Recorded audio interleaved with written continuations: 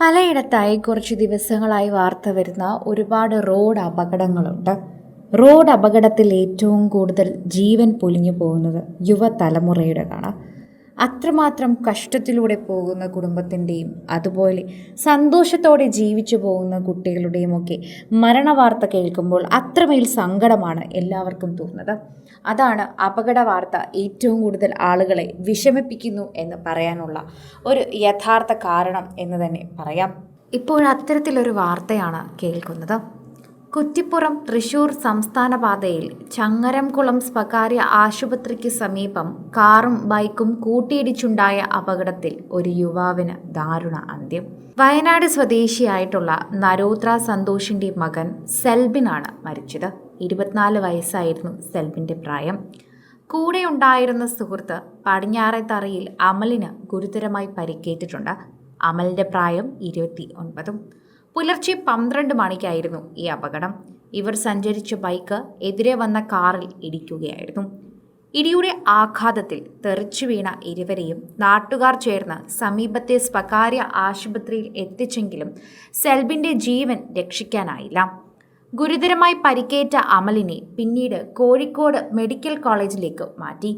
മരിച്ച സെൽവിന്റെ മൃതദേഹം താലൂക്ക് ആശുപത്രിയിലേക്കും മാറ്റി. നടപടിക്രമങ്ങൾ പൂർത്തിയാക്കി പോസ്റ്റ്മോർട്ടത്തിന് ശേഷം മൃതദേഹം ബന്ധുക്കൾക്ക് വിട്ടു നൽകും. വയനാട്ടിൽ നിന്ന് എറണാകുളത്തേക്ക് പോവുകയായിരുന്നു ഇരുവരും. അതിനിടയിലായിരുന്നു ഈ അപകടം ഉണ്ടായത്. വലിയ രീതിയിൽ തന്നെയായിരുന്നു ഈ അപകടം നടന്നതെന്ന് മനസ്സിലാക്കാൻ സാധിക്കുന്നു. കാറിന്റെ മുൻവശവും ബൈക്കിന്റെ മുൻവശവും പൂർണ്ണമായി തകർന്ന നിലയിലായിരുന്നു. ഇരുവരും ഹെൽമറ്റ് ധരിച്ചിട്ടുണ്ടായിരുന്നുവെങ്കിലും ഇതിൽ ശരിക്കും പറഞ്ഞാൽ സെൽബിൻ തൽക്ഷണം മരിക്കുകയായിരുന്നു. അമലിന് ഗുരുതരമായ പരുക്കുകളുമുണ്ട്. റോഡിലേറെ നേരം ഇവർ കിടക്കുകയും ചെയ്തിരുന്നു. രാത്രി ആയതുകൊണ്ട് തന്നെ വലിയ രീതിയിൽ അവിടെ ആളുകളും ബഹളവും ഒന്നും ഇല്ലായിരുന്നു. അതും ഇവരുടെ അപകടത്തിന്റെ ആഘാതം വർദ്ധിപ്പിക്കുകയായിരുന്നു എന്ന് തന്നെ നമുക്ക് പറയാം. ഓരോ തവണയും ഇത്തരത്തിലുള്ള വാർത്തകൾക്ക് പ്രതികരണം വളരെ കുറവാണ്.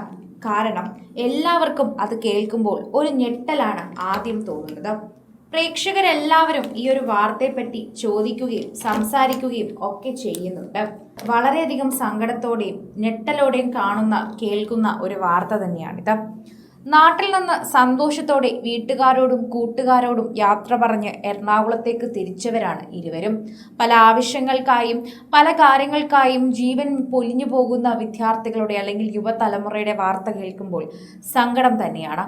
കുടുംബത്തിന്റെ അത്താണിയും കുടുംബത്തിന്റെ സന്തോഷവും ഒക്കെ ആയിരുന്നവർ ഇങ്ങനെ പൊലിഞ്ഞു പോകുന്നത് കാണുമ്പോൾ സങ്കടം തന്നെയാണെന്ന് ഓരോരുത്തരും പ്രതികരിക്കുന്നു.